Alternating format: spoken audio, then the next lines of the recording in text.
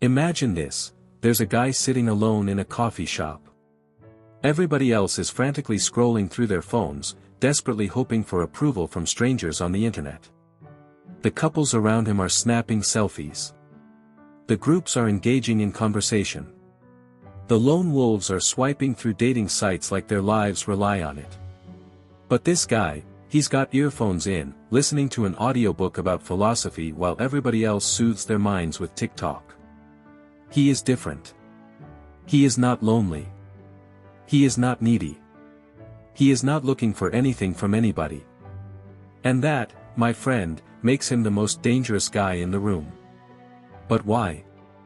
Why does a guy who is comfortable in his own skin, who doesn't require constant external approval, who can sit with his thoughts without trying to escape them, why does this scare society? Hold that thought. We are about to dive deep into something that will transform how you perceive solitude forever. The lies that society tells you about being alone. Here's the harsh reality nobody wants to accept: our whole social system is built on your neediness. Think about it. Every advertisement, every social media site, every dating phone app, every wellness guru, they work on one fundamental principle: you are not complete without other people. Find your true love. Connect with friends. Establish your connection network. You need society to be happy. But what if this is all nonsense? What if the guy sitting alone, fully content with his own company, symbolizes something so dangerous to the social order that we have collectively agreed to classify him as lonely, aloof, or mysterious? Here is what I have discovered: society doesn't fear the man who cannot be alone. Society fears the man who does not need to be with anybody. When philosophy becomes your protection. Let me tell you about two men who understood this brutal reality hundreds of years apart: Friedrich Nietzsche and Marcus Aurelius. Marcus Aurelius, the most prominent man in the ancient world, wrote in his personal journal, "All brutality comes from weakness."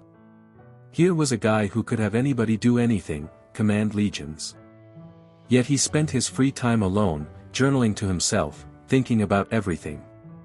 Nietzsche, the philosopher who went crazy but whose ideas outlasted empires, declared, the individual has always had to fight not to be overpowered by the tribe. Both men discovered what society desperately tries to keep secret: someone who can be alone with their thoughts is someone who can think for themselves. And thinking for yourself? That is dangerous as a pit of hell. The psychology of the dangerous loner.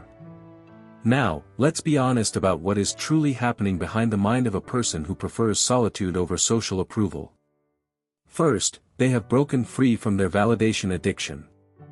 While everybody else is posting, commenting, and chasing that dopamine hit from social media, this individual discovered something more powerful: self-respect that does not rely on external standards. Second, they have learned to sit with discomfort. Many people cannot be alone with their thoughts for 5 minutes without grabbing their phone. Why? Because silence shows who we truly are, and many people don't like what they discovered. But the dangerous loner? They have made friends with their monsters. They have had those 3 a.m. conversations with themselves. They have confronted their fears, their uncertainty, and their failures, and they have come out stronger. Third, they cannot be manipulated. This is the major one. When you don't need people for approval, you can't be controlled by the fear of rejection. You cannot be bought with popularity. You cannot be suppressed by societal pressure. The Marcus Aurelius strategy: strength through solitude. Marcus Aurelius had a routine that would appear weird to many individuals today. Every evening, he would reflect on his day, write down his ideas, and participate in what he termed the discipline of desire. He would ask himself, what did I want today that I didn't need? What did I fear that was beyond my control? What did I do to seek validation that undermined my values? This was not just journaling. This was training. He was building psychological strength. Marcus understood something deep: someone who understands himself deeply can't be misled by the shallow games that other people play. When you have spent time alone with your thoughts, when you have evaluated your motivations, and when you have faced your shadows, other people's opinions lose their influence over you. Their attempts to manipulate you become obvious. Their social games become dull. You become dangerous because you become free. The Nietzsche challenge, creating your own principles. Nietzsche pushed this idea further. He said that the most dangerous person is the one who establishes their own values rather than taking them from society. Many people are walking around with an ethical code they never chose.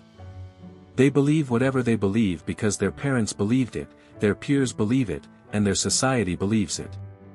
They are living another person's life. But the one who spends time alone. They begin asking awkward questions. Why do I believe this? Who gains from me believing this? What would I believe if I had to begin from square one? This is when it becomes dangerous. Because the moment you start thinking for yourself, you stop being predictable. You stopped being controllable. You stop being a nice little customer who buys what they are told to buy, votes how they are told to vote, and lives the way they are told to live. The modern epidemic, loneliness versus solitude. Here's where we have to be truthful about the difference between loneliness and solitude. Loneliness is a condition of lack. It's the feeling that something is lacking, that you're incomplete, that you need people to fill that void inside you. Solitude is a condition of completeness. It is the ability to be complete by yourself, to value your own company, and to find peace in silence. Our society has confused these two conditions because it benefits from the confusion. A lonely person is a consumer. They will buy stuff to feel better. They will look for approval through purchasing. They will stay distracted. But someone who values solitude, they are not buying anything. They are looking for approval. They are not distracted. They are thinking. And thinking people are dangerous to systems built on mindless compliance. The 4 pillars of dangerous solitude. After studying both Marcus Aurelius and Nietzsche, I've discovered 4 fundamental principles that make solitude dangerous. 1. Extreme self-honesty.